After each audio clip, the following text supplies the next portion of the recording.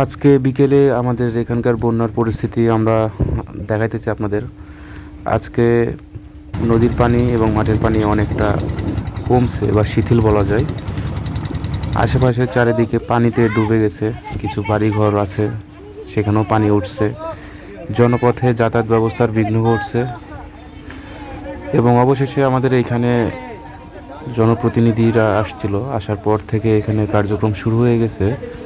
নদী ভাঙার পরে যে বাঁধ এখানে দেখা যাচ্ছে যে বাঁধটা ভেঙেছে, সেটা যেন আবার না ভাঙে সেই জন্য এখানে একটা বেড়িবাঁধের ব্যবস্থা করতেছে প্রশাসন।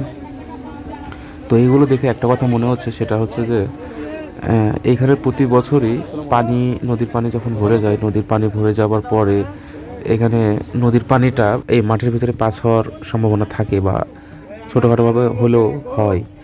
কিন্তু তারপরও এগুলো জানার পরেও পানি উন্নয়ন বোর্ড থেকে এই এই বছর যে একটা বাড়তি গুরুত্ব দিবে বা নজর রাখবে এগুলোতে, এটা করে নাই। এটা আমি মনে করি তাদের ব্যর্থতা।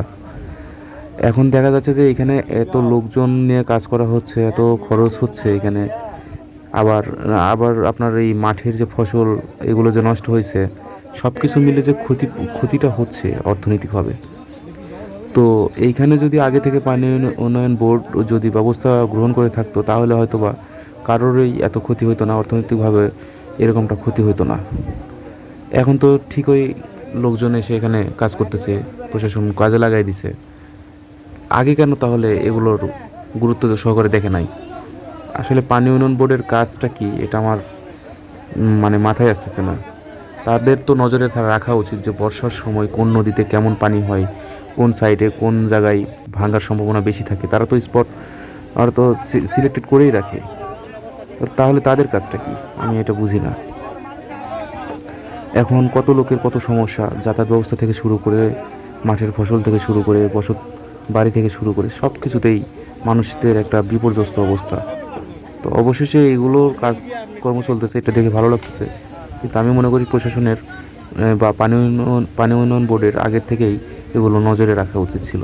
প্রতি বছরটাই তো এমনটা হওয়ার সম্ভাবনা থাকে, আজ এখানে নয়তো কাল ওখানে, সামনের বছর ওইখানে, এরকম তো হয়ে থাকে। তো তাদের তাদের কাজ কতটুকু আমি তো বুঝি না কিছু।